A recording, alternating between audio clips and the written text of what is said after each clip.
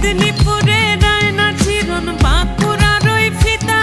আরে যতন করে বাঁধলি মাথা তাও যে বাঁকা সিথা পেছ পাড়িয়ে